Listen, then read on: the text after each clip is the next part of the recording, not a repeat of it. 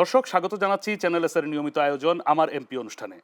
এই অনুষ্ঠানে আসন্ন ত্রয়োদশ জাতীয় সংসদ নির্বাচনে অংশগ্রহণকারী বিভিন্ন রাজনৈতিক দল মনোনীত প্রার্থী এবং স্বতন্ত্র প্রার্থীরা স্টুডিওতে থাকেন অতিথি হিসাবে, জানান প্রার্থী হওয়ার পেছনের কারণ, পাশাপাশি আগামীর পরিকল্পনা। আপনাদের সাথে আছি আমি শাফিউদ্দিন আহমদ, এবং আজ আমাদের স্টুডিওতে অতিথি হিসাবে আছেন বাংলাদেশ জামায়াতে ইসলামী মনোনীত ঢাকা 4 আসনের সংসদ সদস্য প্রার্থী জনাব সৈয়দ জয়নুল আবেদিন। জনাব জয়নুল আবেদিন, আপনাকে স্বাগত জানাচ্ছি আজকের অনুষ্ঠানে। আপনাকে স্বাগতম। দর্শক, শুরুতে ঢাকা 4 আসনের ভৌগোলিক অবস্থান এবং মোট ভোটার সংখ্যা জানিয়ে দিচ্ছি আপনাদেরকে। 2,54,584 জন ভোটার আছেন ঢাকা 4 আসনে। তার মধ্যে পুরুষ ভোটার সংখ্যা 1,32,413 জন, নারী ভোটার সংখ্যা 1,22,166 জন। এছাড়াও তৃতীয় লিঙ্গের ভোটার আছেন 5 জন। ঢাকা 4 আসনটি মূলত ঢাকা মেট্রোপলিটনের শ্যামপুর এবং কদমতলী এই দুইটি থানা নিয়ে গঠিত। এই থানার ভিতরে ঢাকা সিটি কর্পোরেশনের বেশ কয়েকটি ওয়ার্ড আছে। আমরা সরাসরি চলে যাচ্ছি আমাদের অতিথির কাছে। শুরুতেই আপনার রাজনৈতিক জীবনের শুরুটা সম্পর্কে জানতে চাই। আসসালামু আলাইকুম রহমতুল্লাহ। আমার রাজনৈতিক জীবনের সূচনা যদি বলি, আমি প্রাইমারি থেকে, অর্থাৎ যখন আমার বোধ শক্তি হয়েছে, আমি স্কুল গোয়িং প্রাইমারিতে শেখা, তখন থেকেই আমি এই রাজনীতির সাথে সম্পৃক্ত। কারণ আমার পরিবার, আমার বড় ভাইরা, তারা রাজনীতির সাথে সম্পৃক্ত থাকার কারণে আমি তখন থেকেই রাজনৈতিক সচেতন এবং রাজনীতির সাথে আমি সম্পৃক্ত। ধন্যবাদ আপনাকে। আমরা জানি 1973 সালে এই আসনটি মূলত গঠিত হয়। এই আসনটি গঠন হওয়ার পর থেকে গত প্রত্যেকটি জাতীয় সংসদ নির্বাচনে বিএনপি এবং জাতীয় পার্টি, কোনো কোনো সময় আবার আওয়ামী লীগ মনোনীত প্রার্থী এখানে বিজয়ী হয়েছিলেন। এবার জামায়াতে ইসলামের প্রার্থী হিসাবে আপনি নির্বাচন করছেন ঢাকা 4-এ। আপনার শুরুতেই জানতে চাই, বিজয়ের বিষয়ে আপনি কতটুকু আশাবাদী? আলহামদুলিল্লাহ, বিজয়ের ব্যাপারে আমি শতভাগ আশাবাদী।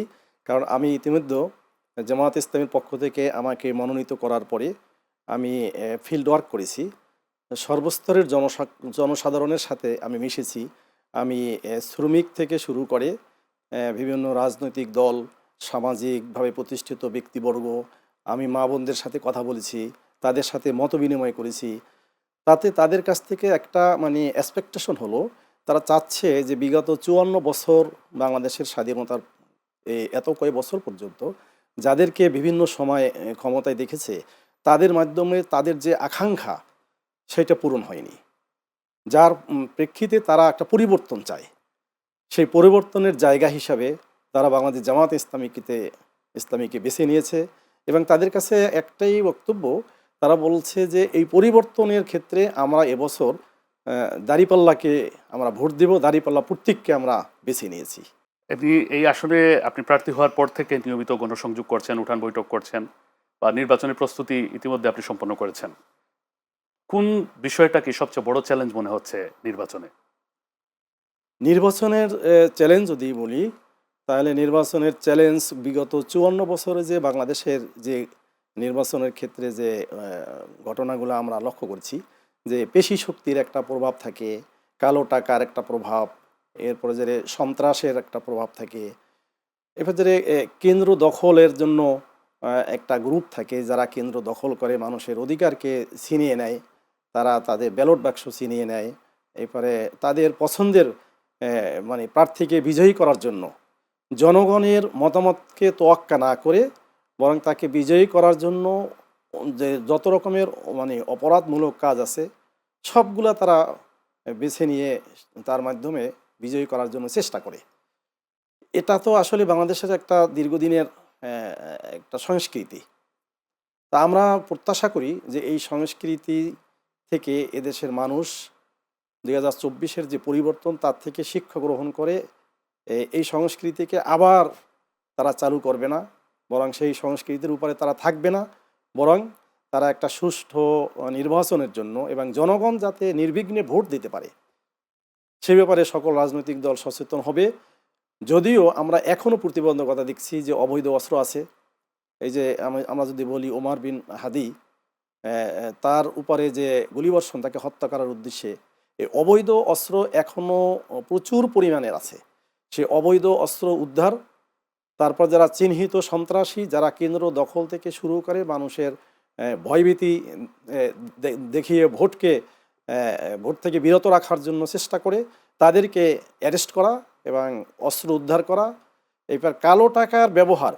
নির্বাচন কমিশনার একটা নির্দিষ্ট সীমা দিয়ে দেয় যে একজন ভোটারের পিছিয়ে সর্বোচ্চ 10 টাকা ব্যয় 10 টাকা। করবে, কিন্তু দেখা গেছে যে এর পরিমাণ অনেক হয়ে যায়, অনেক ব্যয় করে। কিন্তু এইটাকে আরও মানে সঠিকভাবে মনিটরিং করা দরকার। সেই মনিটরিংটা আরও স্ট্রং হওয়া দরকার বলে আমরা মনে করি।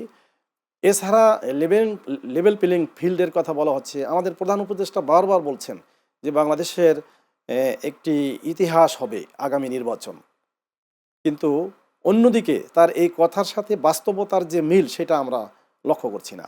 অবৈধ অস্ত্র উদ্ধার করার জন্য যে পদ্ধতি, যে প্রক্রিয়া, সেটা এখনও বলতে গেলে শুরু করেনি, দৃশ্যমান না। এরপর যে সন্ত্রাসীরা দেখা যাচ্ছে যে মানে তারা মুক্তি পেয়ে যাচ্ছে। এই ব্যাপারে আমি সরকারের কাছে, নির্বাচন কমিশনার, সংশ্লিষ্ট যারা আছে নির্বাচনের সাথে, সকলের প্রতি আমাদের আহ্বান হলো এ ব্যাপারে ত্বরিত ব্যবস্থা গ্রহণ করা। বিশেষ করে অবৈধ অস্ত্র উদ্ধার, কালো টাকার ব্যবহারের ক্ষেত্রে আরও তাদের নির্বাচন কমিশনার কর্তৃক যে নির্ধারিত খরচ, সেটা কে অতিক্রম করলো, কিভাবে করলো, কোন কোন পথ আছে যে পথে এগুলো হতে পারে, সেই পথগুলোকে রুদ্ধ করার জন্য কার্যকর ব্যবস্থা গ্রহণ করা দরকার।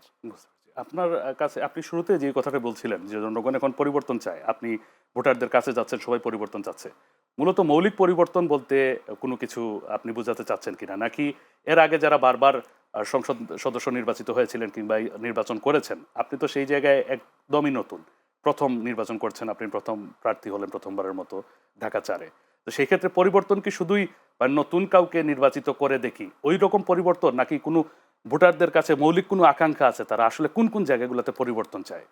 এই পরিবর্তন বলতে যেটা মিন করা হয়েছে, পরিবর্তন মানে হচ্ছে তারা চাচ্ছে বিগত 54 বছরে বাংলাদেশের যেটা দেখেছে, বিশেষ করে আমি বলবো ঢাকা 4-এর কথা। ঢাকা 4-এ 9টা প্রশাসনিক ওয়ার্ড, 9টা প্রশাসনিক ওয়ার্ড সম্পর্কে আমি অবগত, কারণ আমি 1989 সাল থেকে ওইখানে স্থায়ীভাবে বসবাস করি। প্রত্যেকটা অলিতে গলিতে আমার বিচরণ আছে, এবং ওখানের যে সমস্যাগুলো দীর্ঘদিনের মানে হয়ে আসছে, সেই সমস্যাগুলা দীর্ঘ 54 বছরে যারা ক্ষমতায় আসছিল তারা এটাকে সমাধান করতে পারেনি, বরং উপরন্তু দেখা গেছে যে কিছু কিছু ক্ষেত্রে আরও বৃদ্ধি পেয়েছে। সেই সমস্যাগুলা সমাধানের জন্য তারা চাচ্ছে বিকল্প নেতৃত্ব, কারণ আগে যারা ছিল তারা তো এগুলোর সমাধান করেনি। এই এই জন্য সমাধানগুলো করার পিছনে আপনার পরিকল্পনা কি? এ কি ব্যাপারে পরিকল্পনা আমি নিয়েছেন? আমি আমি ইতিমধ্যে ওই ঢাকা 4-এর ভিতরে যে সমস্যাগুলো আছে সেই সমস্যাগুলোকে আমি চিহ্নিত করেছি। এটা আমার নিজের জানা আছে। এর পর্যায়ে আমাদের সর্বস্তরের মানুষের কাছ থেকে, মা বোনদের কাছ থেকে, ভাইদের কাছ থেকে, শ্রমিকদের কাছ থেকে, বিভিন্ন শ্রেণী পেশা লোকদের কাছ থেকে বসে আমি সমস্যাগুলোকে তালিকাবদ্ধ করেছি, এবং এই যে সমস্যাগুলো, এগুলা থেকে ওভারকাম করার যে পথ, সেটাও আমরা বের করেছি, যেটা আমরা করতে পারবো। কিভাবে করব এটা সহ আমরা প্ল্যান নিয়েছি। আমরা আশা করি এটা সমাধান করা যাবে। আর একটা বিষয় না বললেই নয়, ঢাকা 4 হচ্ছে ঢাকার রাজধানীর একটা গুরুত্বপূর্ণ আসন, কিন্তু আপনি যদি যান দেখবেন যে আসলে ঢাকা 4টা মনে হচ্ছে না যে এটা একটা রাজধানীর কোনো অংশ। এত অবহেলিত একটা এলাকা। এখানে একদিকে যেমন আপনার সরু রাস্তা, যানজট, মাদকের ছড়াছড়ি, বৃষ্টির তারপর সময় যে জলাবদ্ধতা। বৃষ্টির সময় জলাবদ্ধতা, গ্যাস এখন বর্তমানে মোটেই নেই। কোনো কোনো এলাকায় বলতেছে যে 1 বছরের ভিতরে 1 মিনিটের জন্য আমাদের গ্যাস আসেনি, অথচ গ্যাস দিতে হচ্ছে। এভাবে আপনার কিশোর গ্যাং, এরপর যে ওখানে বেকারত্ব অনেক, এগুলা যদি তালিকা করে একটা লম্বা তালিকা হয়েছে। এগুলোর পিছনে কারণটা কি? কারণটা আগে বের করতে হবে, যে এই অনুন্নত হয়েছে কিংবা এই অপরাধমূলক যে কাজগুলো হচ্ছে এগুলোর কারণ বের করতে হবে। কারণ বের করার পরে এগুলোকে সমাধানের পথ বের করতে হবে। তা আমরা এভাবে এর কারণ বের করেছি। যেমন একটা উদাহরণ যদি দিই, আপনার মানে কিশোর গ্যাং, এবার যেন মাদক, এইগুলোর পিছনে মূল কারণ হচ্ছে যে এই আমাদের যে লেখাপড়া করে স্কুল গোয়িং বা কলেজ গোয়িং যে ছেলেরা আছে, এরা স্কুলে যায়, স্কুলে মাঠের পর্যাপ্ত কোনো ব্যবস্থা নাই। বাসায় আসার পরে রোডে বের হয়ে যে এরা খেলাধুলা করতে যাবে, কোনো মাঠ নেই, রাস্তায় হাঁটাহাঁটি করে, সেই মুহূর্তে এই যারা মাদক বিক্রি করে তাদের মানে খপ্পরে পড়ে যায়, যার কারণে তারা অনায়াসে মাদকাসক্ত হয়ে যায়। এই যে সন্তান যারা আছে, যুবকদেরকে যে আমরা ঘৃণা করছি, অনেক সময় বলে যে যুবকরা মাদকাসক্ত হয়ে গেছে, নষ্ট হয়ে গেছে। আসলে কেন হইল? এরা তো ভালো ছিল। কাজে আমি এগুলোকে একবার মানে তৃণমূল পর্যায়ে যে এদের সাথে আমি কথা বলেছি। কথা বলার পরে এরা বলে যে আমাদেরকে একটা খেলার মাঠ দেন, আমাদেরকে কর্মসংস্থানের ব্যবস্থা করেন, আমরা বেকার বসে আছি। মানে এই কারণগুলো তাদের কাছ থেকে আমরা নিয়েছি এবং তারা ভালো পথে চলার জন্য মানে তারা আগ্রহী বা তারা অপেক্ষা করছে এরকম ভালো একটা পথ যেন আমরা পেয়ে যাই। এই জন্য আমি মনে করি এই যে মাদক যারা বিক্রি করে এই সমস্ত ছেলেরা যুবক, মানে বেকার, এখন এদের নিজস্ব কোনো শক্তি নাই, বরং এদের পিছনে বড় মাদক ব্যবসায়ী আছে, বড় ভাই আছে, তারা তাদের এই সমস্ত যুবকদেরকে ব্যবহার করতেছে ব্যবসা কাজে, অবৈধ ব্যবসা, অবৈধ কাজে। অথচ আমরা আমাদের সমাজে প্রশাসনে করে কি, যারা মাদক বিক্রি করে এদেরকে ধরলে তো আসলে এটার সমাধান না। সমাধান হলো যারা গডফাদার, যারা এই মাদকের মূল ব্যবসা করে, তাদেরকে যদি আমি আইনের আওতায় নিয়ে আসতে পারি, তাহলে অটোমেটিক্যালি যারা রুট লেভেলে এই মাদকের ব্যবসার সাথে জড়িত তাদের এটা বন্ধ হয়ে যায়। এই গডফাদাররা যদি ক্ষমতার একটি অংশ হয়ে যায় কোনো এক সময়, হ্যাঁ, যখন এটাই যদি হচ্ছে আপনি কথা। সংসদ সদস্য নির্বাচিত হওয়ার পর, তাহলে তখন এদের এই ক্ষমতায় চোখে চোখ রেখে আপনি কথা বলবেন কিনা, এই প্রশ্নটি শুনবো বিরতি থেকে ফিরে এসে আপনার কাছে। দর্শক, চ্যানেল এর নিয়মিত আয়োজন আমার এমপির আজকের অতিথি হিসেবে আমাদের সাথে আছেন জামায়াতে ইসলাম মনোনীত ঢাকা 4-এর সংসদ সদস্য প্রার্থী সৈয়দ জয়নুল আবেদিন।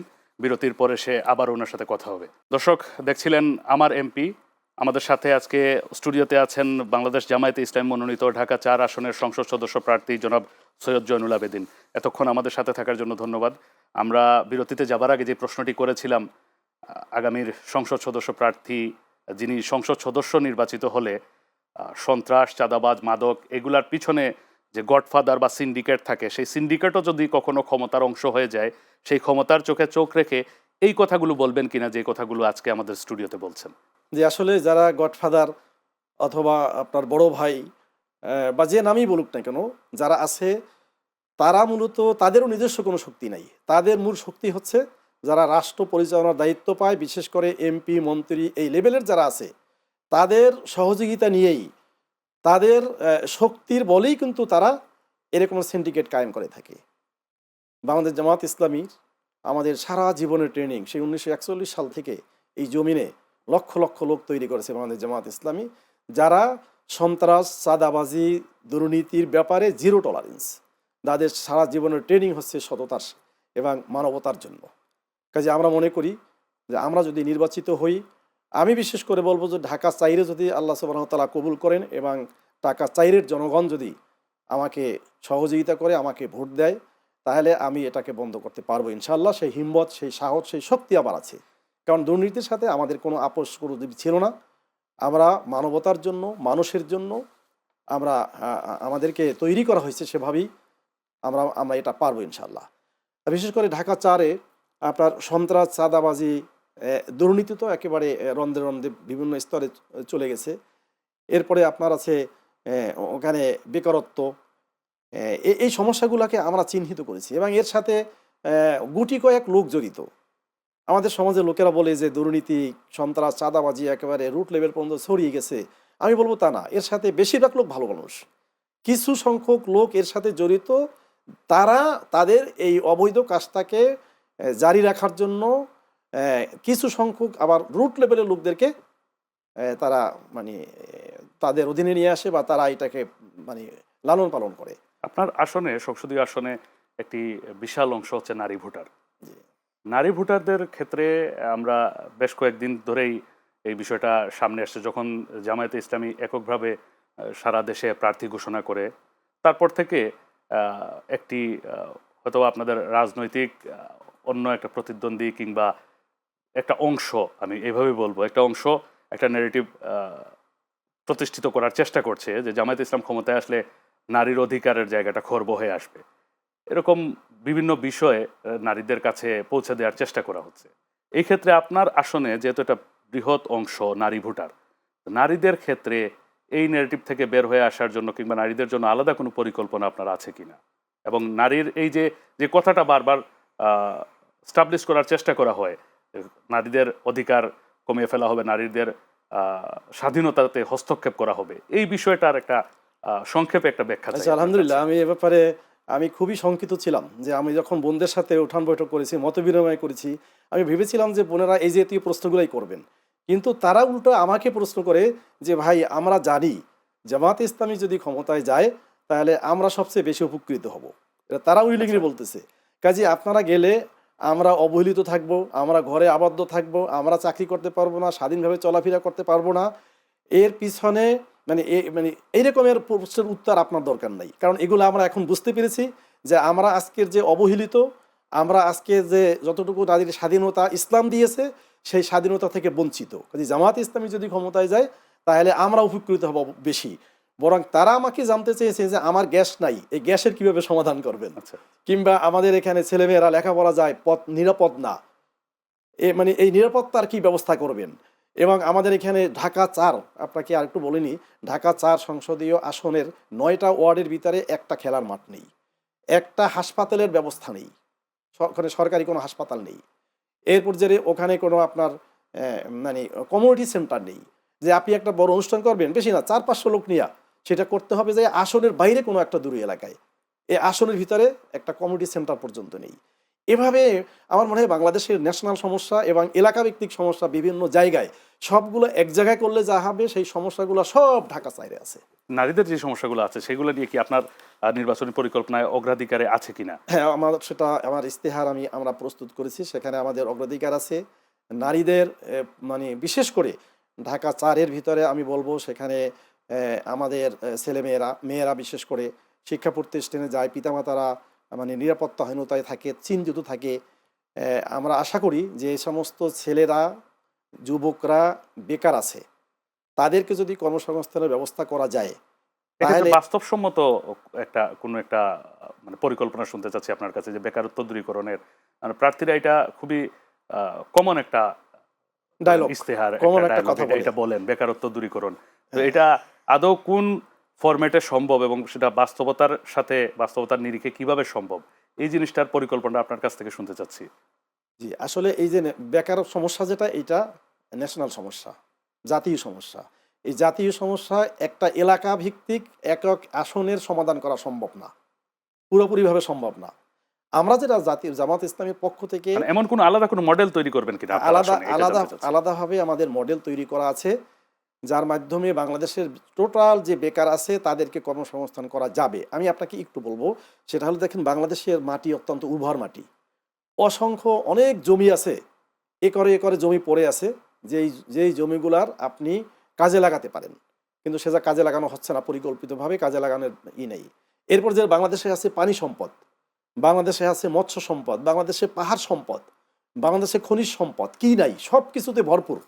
এইটাকে যদি পরিকল্পিতভাবে ব্যবহার করা শুরু করা হয় তাহলে যে বেকার বাংলাদেশে আছে, আমি তো মনে করি 1 থেকে 2 বছরের ভিতরে এই বেকার যুবক যারা আছে সকলের কর্মসংস্থান করা সম্ভব হবে। যদি সংসদ সদস্য নির্বাচিত হন, সংসদে দাঁড়িয়ে ঢাকা 4-এর জন্য প্রথম যে কথাটি বলতে চান, জি, শুনতে চাই সেই কথাটা। প্রথম যে কথাটা আমি বলবো সেটা হলো জলাবদ্ধতা দূর করার ব্যাপারে। এটা সেকেন্ড যেটা বলবো, এখন বর্তমানে যে ক্রাইসিসটা সবচাইতে বেশি সেটা হলো গ্যাসের সমস্যা। আমাদের মা বোনেরা সবচাইতে বিড়ম্বনার শিকার হয় বেশি। থার্ড যেটা বলবো, ওখানে ক্ষুদ্র এবং মাঝারি লার্জ আকারেরও ইন্ডাস্ট্রি আছে, সেখানে সেই ব্যবসায়ীরা যাতে নির্বিঘ্নে ব্যবসা করতে পারে, চাঁদা মুক্ত ব্যবসা করতে পারে, সে ব্যাপারে আমাদের পক্ষ থেকে কার্যকর পদক্ষেপ নেওয়া হবে। আর যদি এই পর্যায়ে হাসপাতাল নাই, সেই হাসপাতালকে আমি প্রায়োরিটি দিব। এই জন্য ওখানে যেহেতু অনুন্নত এলাকা, তুলনামূলকভাবে গরিব লোক বসবাস করে, তাদের চিকিৎসার জন্য ফ্রি মূল্যে অথবা কম মূল্যে চিকিৎসার ব্যবস্থার মানে করার জন্য একটি সরকারি হাসপাতাল অথবা বেসরকারি যে বড় বড় হাসপাতাল আছে তাদেরও শাখা করব, এবং তাদের কাছে আমি আপিল করব যে এদেরকে বিনামূল্যে এবং কম মূল্যে চিকিৎসার ব্যবস্থা করতে হবে। এই দিকটা খুবই অবহেলিত। এরপর কিছু মাঠ করতে হবে, সেই মাঠের ব্যাপারেও আমি কিছু পরিকল্পনা ইতিমধ্যে নিয়েছি, কোন কোন জায়গায় আমাদের খেলার মাঠ করতে হবে। কমিউনিটি সেন্টার একটা ওয়ার্ডে, ঢাকাতে একটা কমিউনিটি সেন্টার থাকার কথা, 9টা ওয়ার্ডের ভিতরে একটা কমিউনিটি সেন্টার নেই। আমি সেই জায়গা খুঁজতেছি ইতিমধ্যে, যে কোন কোন জায়গায় এই কমিউনিটি সেন্টারগুলো করা যাবে।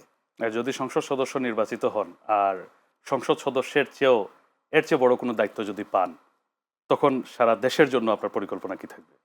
সারা দেশের জন্য পরিকল্পনা, এমন দায়িত্ব যদি আসে তাহলে সেটার যেই দায়িত্ব আসবে সেই দায়িত্বের জন্য মানে যেভাবে সারা দেশকে পরিবর্তন করা দরকার, ভূমিকা রাখা দরকার, সেটা আমি সব জায়গায়, তখন তো সমান আকারের চিন্তা করতে হবে, তখন তো শুধুমাত্র আসন কেন্দ্রিক না, তখন সেভাবে পরিকল্পনা নিয়ে কোনটা আসবে সেটা যদি স্পেসিফিক হয় তখন বলতে সুবিধা হবে যে এই ক্ষেত্রে আমি রাখতে পারবো।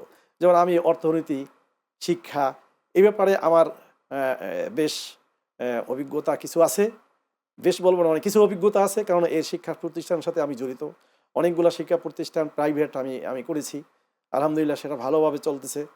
এরপর যে আমি ব্যাংকিং লাইন ভালো বুঝি, ইসলামী অর্থনীতি ভালো বুঝি, অর্থনীতি সম্পর্কে ব্যাংকিং সম্পর্কে আমি ভালো কনসেপ্ট দিতে পারবো, যেটা দেশ এবং জাতি গঠনে ভূমিকা রাখবে ইনশাআল্লাহ।